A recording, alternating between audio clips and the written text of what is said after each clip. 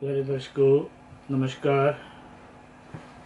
मैं अक्षय कुमार शर्मा, एस्ट्रो अक्षय शर्मा, आपके सामने। पिछले एपिसोड में हमने विदेश यात्रा के बारे में बात की। बड़ा अच्छा लगा, प्रतिक्रियाएँ हुई, आलोचनाएं भी हुई, कोई सहमत भी था और कोई नहीं सहमत भी था। अभी जो मैंने पिछली बार बोला था वो विदेश योग बोला था। विदेश योग दो तरह के होते हैं।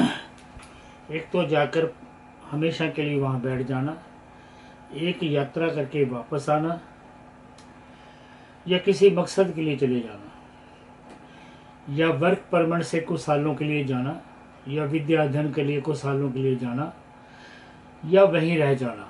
इस प्रकार से दो ही योग होते हैं, एक जाकर वापस आना और एक वहीं रह जाना। पिछले योग के बारे में जो मैंने चर्चा ज़्यादा की वो वहाँ पर रहने की, यानी अर्थात यहाँ से विदेश जाकर वहाँ पर पीआर लेने और सिटीजन लेने तक की ज़्यादा थी। बहुत से लोगों ने कहा कि राहु का इसमें कोई रोल नहीं होता। तो प्यारे दर्शकों, मैं अपनी रिसर्च के अनुसार से कह रहा हूँ कि मैंने 70% राहु को ही विदेश ले जाते देखा है। बहुत लोगों ने कहा कि शनि वायु कारक है, राहु नहीं है। मैंने तो ऐसा कोई नहीं कहा कि राहु वायु कारक है। मैंने तो यही कहा है कि 100 साल पहले आदमी समुद्र से यात्रा करता था, आज वायु मार्ग से जाता है। और मैंने ये भी कहा कि आकाश का मालिक बृहस्पति है। राहु आधुनिक विज्ञान का मालिक है, तर्कशास्त्र का मालिक है। और राहु का अक्सर कहा जाता है, गाँवों में अगर ये कहावत याद होगी, कोई लड़का शरारती हो टिक के न बैठे, तो जब उसको उसके माता पिता या बहन भाई डांटते मारने लगते तो वो बुजुर्ग बोलते थे, अरे भी इसको क्यों मार रहे हैं, ये टिक के बैठने वाला नहीं, क्योंकि इसके पैर में राहु की चक्री है। तो ऐसी कहावतें थी। आज ये कहावतें हमें सुनने में नहीं मिलती। बहुत सी कहावतें, बहुत से रीति रिवाज समाप्त हो गए। परंतु मैंने जो कहा था, विदेश के लिए चतुर्थ, नवम, अष्टम और द्वादश भाव के लिए जो लंबी यात्राओं का सूचक होता है। चतुर्थ भाव, नवम भाव वहाँ रहने के, और अष्टम और द्वादश के योग को थोड़ा गहरा करता है, खास तौर पर चतुर्थ और नवम।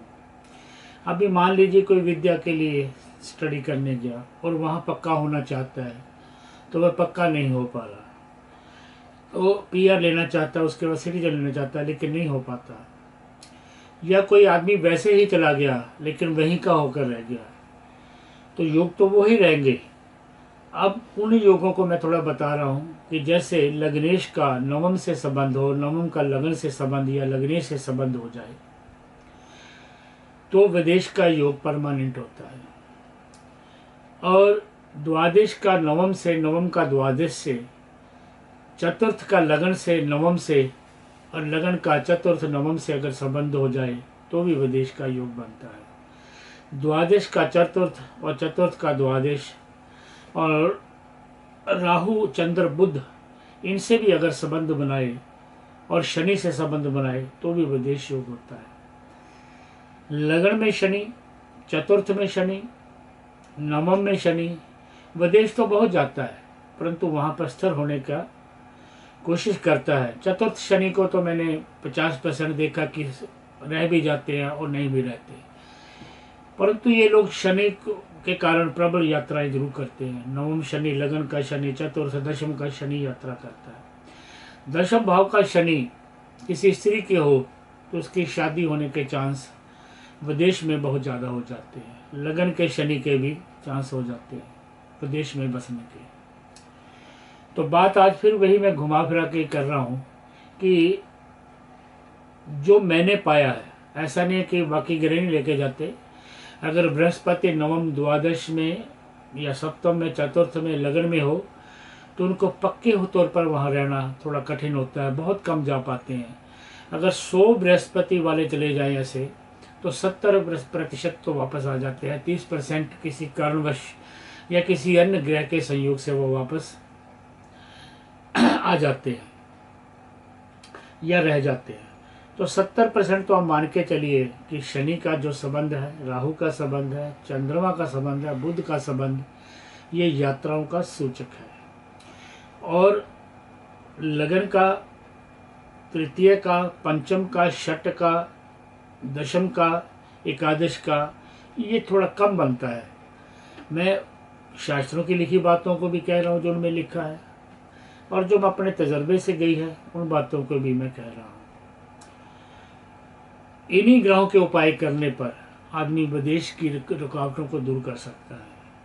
हालांकि केतु को लाल किताब ने विदेशों को माना है, साथ में ये भी कहा कि यात्रा लंबी नहीं होगी, 90 दिन के अंदर अंदर वो वापस आ जाता है, खास तौर पर जब केतु खराब हो। केतु चंद्रमा के अच्छे होने पर यात्रा का योग अच्छा बनता है। बुध, चंद्र और शनि के कारण अगर कोई स्टडी के तौर पे जाना चाहता है तो उसकी अवश्य ज़्यादा रुकावटें नहीं आएंगी, चले जाएगा। राहु में रुकावटें तो आती हैं, परंतु ये नहीं हो सकता कि वो विदेश ना जाए, बल्कि मंगल की महादशा अंतरदशा में, बृहस्पति की महादशा अंतरदशा में, सूर्य की महादशा अंतरदशा में कई बार आदमी नहीं जा पाता। यानी इसमें मैं 90% तो कहूँगा नहीं जा पाते, 10% जाते भी हैं। ऐसे हमने तजर्बे भी करके देखे हैं। 70-80 आदमी जब हमें ग्रुप बनाकर जाते हैं या अपने जन्मभूमि को छोड़कर कहीं जाते हैं तो हमें कोई यही योगों की प्राप्ति होती है। शास्त्रों में विदेश गमन को कोई शुभ नहीं कहा गया है। पहले ज़माने में समुद्र का उल्लंघन करना एक दोष और पाप माना जाता है। आज के दिन ये वरदान है, एक स्टेटस है, एक ज़रूरत है। इसलिए आज विदेश का योग एक वरदान की तरह साबित हो रहा है। हर पढ़ा लिखा बच्चा, हर टैलेंटेड बच्चा विदेश को भागता है। अगर बच्चा भाग रहा तो बुध राहु का संबंध और बृहस्पति का संबंध जरूर होगा। जैसे कुछ एजुकेशन बेस पे जाने वाले लोग आज के दिन कनाडा, अमेरिका या फिर न्यूजीलैंड, ऑस्ट्रेलिया जाना चाहते हैं, जिनका बृहस्पति बलवान होगा वो as a study Australia, New Zealand को बहुत आसानी से जा सकते हैं, उनको रुकावट थोड़ी कम आएगी। परंतु यही लोग अगर अमेरिका के लिए या फिर कनाडा के लिए ट्राई करें तो थोड़ी मुश्किल ज़्यादा आएगी। ऐसा नहीं कि नहीं जा सकते, पर उस समय मुश्किल थोड़ी ज़्यादा आएगी। शनि, राहु, चंद्र के कारण इन्हीं देशों में जाना आसान है और ऑस्ट्रेलिया, न्यूजीलैंड के लिए थोड़ा कठिन हो जाता है। और केतु अगर प्रथम भाव में है कुंडली में, या केतु की महादशा अंतरदशा चल रही है, तो व्यक्ति चला तो जाता है, कई बार मन नहीं लगता और फिर वापस भी जल्दी आता है। साल रह ले, 6 महीने रह ले, उसको फिर वापस आने की ही इच्छा बनी रहती है कि मुझे वापस जाना, मेरा मन नहीं लगता, मुझे काम नहीं मिल रहा। नाना प्रकार के उसके कारण बन सकते हैं। विदेश योग जन्म कुंडली में नवम भाव को अगर मैं कहा जाऊँ, कई कहते हैं कि तीर्थ यात्रा, जैसे मान लीजिए सिख भाई ननकाना साहब, पंजा साहब जाते हैं तो निश्चित नवम भाव उनका बलवान होता है। या विदेश से जो लोग आते हैं, जैसे कोई मॉरिशस से आया, फिजी से आया, सूरीनाम से आया और आकर भारत की तीर्थ यात्राएं करते हैं, तो भी नवम भाव का उनका संबंध बनता है। लेकिन जो कार्य करने के लिए जाते हैं, दशम का शनि, राहु, चंद्र, बुध से संबंध होना अति आवश्यक है। दशम भाव का लगन से, चतुर्थ से, सप्तम से, अष्टम, नवम और द्वादश भाव से संबंध बनना किसी न किसी प्रकार से जरूरी होता है। ऐसे व्यक्ति वर्क परमिट पर या परमानेंट पर भी पीआर सीधे ही चले जाते हैं।